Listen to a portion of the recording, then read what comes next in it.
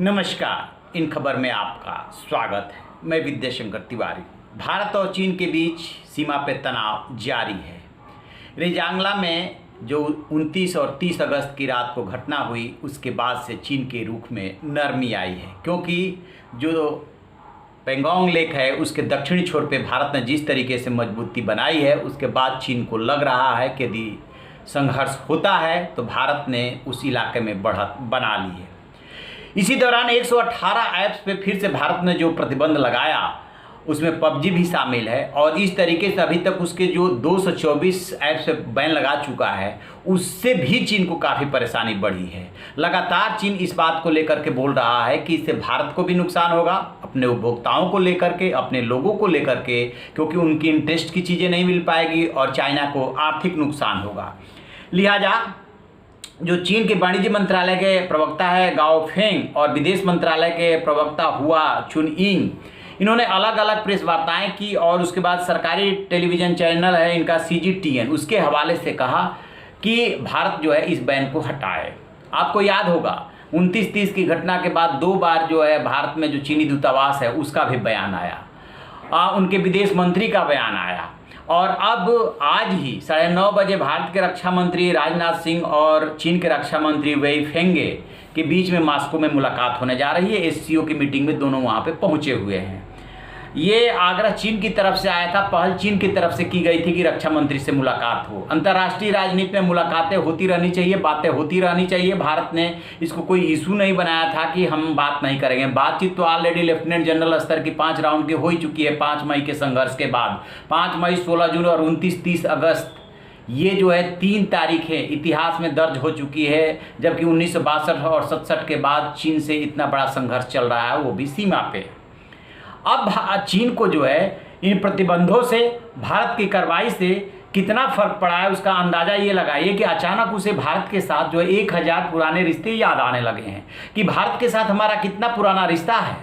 रविन्द्रनाथ टैगोर को याद कर रहा है कि हमारे यहाँ रविन्द्रनाथ टैगोर, दंगल और योग काफ़ी फेमस है, लोगों की उसमें काफ़ी रुचि है। हमारी सभ्यताएं, हमारे लोगों की रुचि, हमारे लोगों की सोच एक दूसरे से मिलती जुलती है।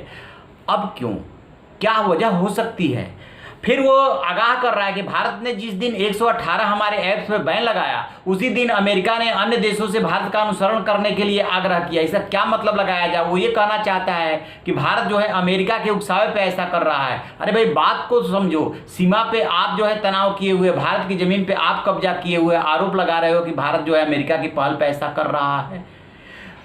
निश्चित रूप से भारत की अमेरिका से दोस्ती है और निश्चित रूप से अमेरिका जो है भारत के पक्ष में बोल रहा है, लेकिन कोई भी देश किसी कहने पे युद्ध की रणभूमि में नहीं पहुंच जाएगा जब तक उसके इंटरेस्ट को आप किल नहीं करोगे। कोई किसी का कहना नहीं मानता। फिर चीन क्या आगाह कर रहा है कि भारत इतनी पुरानी सभ्यता वाला देश है, वो dirt box, internet horn, muscular, समुद्री इंटरनेट केबल की टैपिंग के बारे में उसको पता होगा। यानी वो अमेरिका की तरफ इशारा कर रहा है। कोई भी देश किसी देश की संप्रभुता को, किसी देश की सोच को, किसी देश की व्यवस्था को कितने दिनों तक जो है उसको चैलेंज कर सकता है, उसे इरिटेट कर सकता है। यानी चाइना ये कहना चाहता है कि अमेरिका जो है पूरी दुनिया को दबा रहा है, चीन को भी दबाने की कोशिश कर रहा है। चीन 40 साल से बर्दाश्त कर रहा है, हम कैसे बर्दाश्त करें इसको?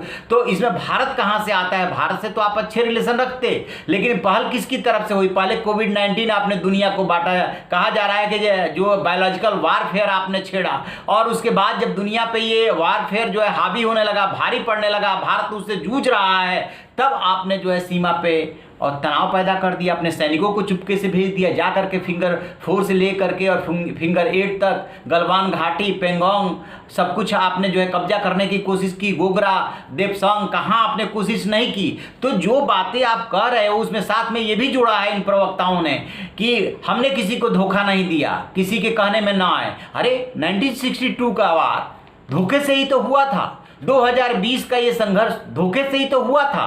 भारत ने तो ये मान के कोविड-19 का प्रकोप है, सीमा पे थोड़ी ढील दी और आप जो है आकर के कब्जा जमा करके बैठ गए।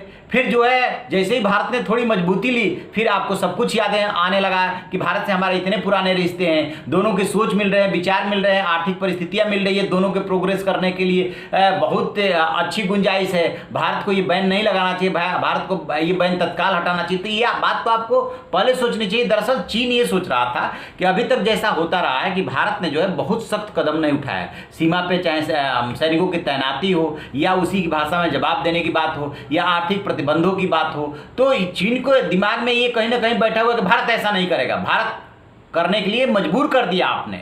और ये आर्थिक अभी तो और प्रतिबंध लगने, ही तो सिर्फ अभी ऐप्स पे बैन लगे हैं और आपकी कंपनियों को टेंडर नहीं मिल रहे हैं।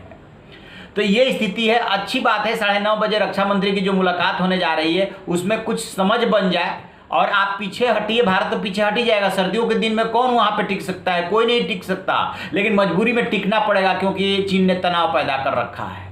देखते हैं जो चीन कह रहा है उसके अनुरूप व्यवहार करता है या संघर्ष के रास्ते पे आगे बढ़ता है। तो आप ऐसी खबरों के लिए देखते रहिए हमारा डिजिटल चैनल इन खबर। Thank you. इन खबर चैनल को सब्सक्राइब करें और बेल आइकन दबाना ना भूलें।